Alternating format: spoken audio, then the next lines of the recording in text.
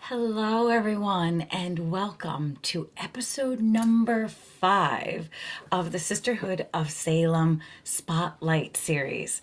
My name is Jennifer Carey, and I have the honor of interviewing our sisters of the Sisterhood of Salem and shining their light, spotlighting their gifts, and making sure that their light is shared with our community and the world.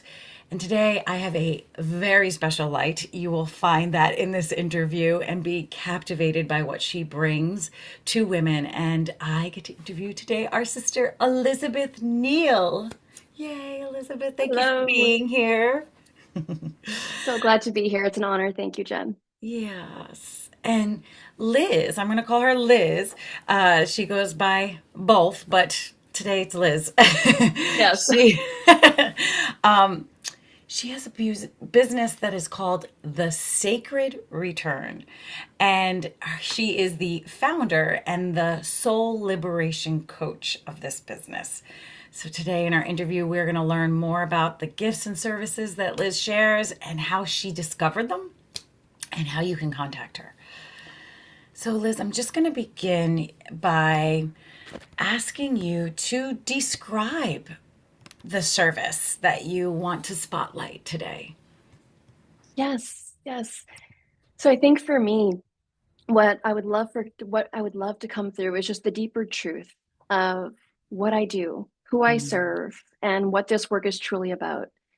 And so at with a large umbrella, coaching is essentially what it is, but really what it is this deeper rooting and this deeper return for women to return to yourself, your wholeness, your knowing, your truth, your voice, your body. There is so much more wisdom that is held in women's bodies that is not often accessible to us in the corporate structure that we work in the larger patriarchal structure that we've inhabited. And so much of this work that I'm doing with these women is to be the bridge, is to be the mirror. But ultimately it's them. It's me creating a safe space for them to come home to themselves, to come home to that inner quiet voice, that soul knowing voice, that the term the inner wise woman, to help guide them to what is true for them. And through that deep work, and we do a lot of shadow work, inner child work, really doing a lot of peeling back the layers of the onion and doing a lot of deconditioning, looking at all of the ways that we are conditioned to perform, to please, to overfunction, to martyr ourselves in service of others. And in doing that, we often lose who we are. We lose our desire, our knowing, our wants, and we don't give ourselves permission to live, to really be alive. So often the women that are coming to me are burnt out and exhausted and tired and overwhelmed. And the my own healing journey started with this question of, is this all there is? Like there has to be more. This can't be it. Hmm. And so they're often looking for guidance. And what I am able to, thankfully, and it's an honor to do this, is to help them find that internal guidance, to be able to trust themselves, to listen to that internal compass, so that they can rebuild a life that's built around them, their joy, their Hmm. desires, their knowing, their gifts, to uncover what their actual gifts are, not what they've been told they should want, that there's one path to success. So, really, each woman finds her own path toward liberation, and that looks different for each and every woman. Mm. And I'm just the guide along that journey. I love that. I love that. Everything you shared was beautiful, and I I hear you when you say that it's a unique journey for every one of them. And I know I have the pleasure and honor of knowing you and totally know that you follow that unique journey in these sessions that you have with them. And I loved the name that you gave in the, we have a little questionnaire for our interviewees, for our sisters, and you called it the threshold session. So this, Yes. I just that term like gave me like I could feel like that edge that women are on when they realize they need to make a change. And Yes. you're there as a guide to help shine light on what gift they can bring, and help uncover whatever has gotten in the way between them in doing that. Beautiful. And you had your own journey, Liz. Will you tell us? So you've lived this. This isn't something Yes. you're like, oh, I'm going to help you do something I've never done. Like, No. you've done it. And so please share that journey. Yes, this has been birthed from my own burnout. Um, birthed from my own pain, so to speak. It's really been a transmutation of a lot of pain from my life. And so I've walked the path. There's not anything that I ask a woman to do that I have not done myself. Mm-hmm. Because I feel like in that there's inherent trust and safety of I've got you. I Mm-hmm. can hold you because I Mm-hmm. know what it's like to walk this path and to Yeah. face your own shadows. It's hard. This is hard work. This is not light work. We talk about this concept of the threshold, and for me, it is a threshold. It is this inner awakening moment of this separation between the life you've lived that's no longer in alignment for you. It's not bringing you joy, and this longing, this yearning for something more, and this part of you that knows that you can have more, even if you don't know what it looks like quite yet. And so for me, that moment came. I'd done my time in corporate America, and I was severely burnt out, depressed. I was working 80-hour weeks. I had on paper all of what should have led to success. The senior marketing title, the salary, the car, the family, and well, my husband at the time, it was just the two of us and our puppy, and I dreaded waking up. I dreaded doing it all over again. Mm-hmm. I was in this place of just deep depression where it was hard to get out of bed. And I just felt so outside of myself. I didn't recognize myself. It felt like I was living somebody else's life. And I Mm-hmm. remember this deep lack of fulfillment, just this feeling lost and hopeless, honestly. But that inner voice, that I heard it. Like, is this all there is? Like, there has to be more. Mm-hmm. And I was at this point, I had a number of physical ailments, a number of autoimmune diseases. I was taking 30 pills a day. I was at this point where my body was breaking down. It had broken down the most it had ever broken down in my entire life. And it was hard to even open the windows because the debilitating migraines were so severe, I could barely think or function. And I had to wear this like my husband and I lovingly called an ice crown, because the pain was so severe. It was the only thing that helped.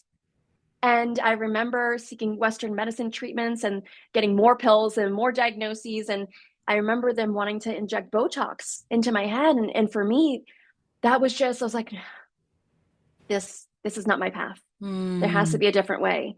And that friction, that moment of enough pain with just a little bit of yearning was enough. Like, that was my threshold to be open to seeking more, a different way of being, that this can't be it, that life is not a one size fits all for all of us, despite how we've been conditioned to perceive it as such.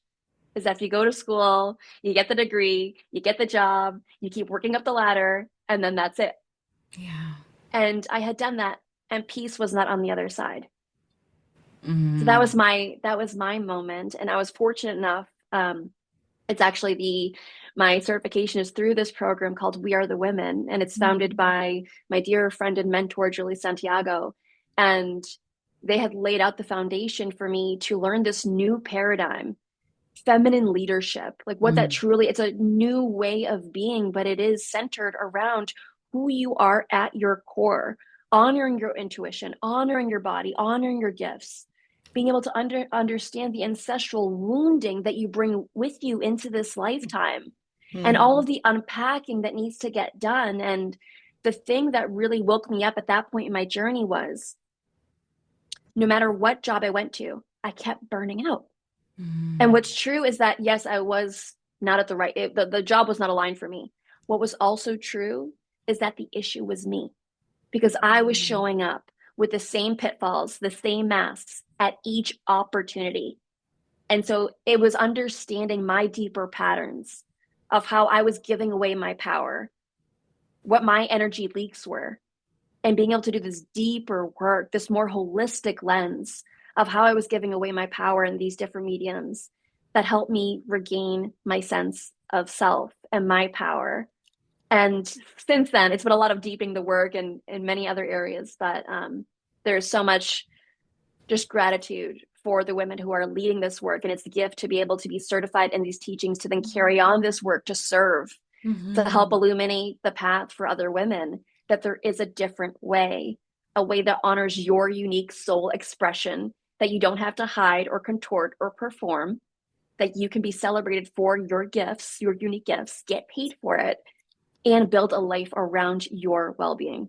So Mm. it lights me up. It's yes. I can tell, and I love it. I love it. And thank you for sharing that. You have deeply lived the path of healing and peeling off the layers and doing the deep work of understanding the beliefs and the stories that were standing between you and a healthier life. You listened to all the signals, though they had to come in hard and fast with the physical pain, but you listened, you walked that path. The teachers showed up. I always love that, which is like a Yes. good signal to send out with your spotlight. Is it's so beautiful how when someone is ready, the teacher will show up. So it sounds like Julie Santiago, was that for you? And what an amazing program it sounds like she has led. And so you've done it. You've done it, and I know it continues. Our path goes on, but you have done enough. You have now created everything that you now live peace, right? Like you were saying when you were in corporate America, you were like, the other side of this is not peace. Like I'm not finding it on the other side. But now you have. Now you have, and you exude that, Liz, and you're Thank ready to you. help women that feel aligned do the same, which feels like a beautiful segue to your ideal client.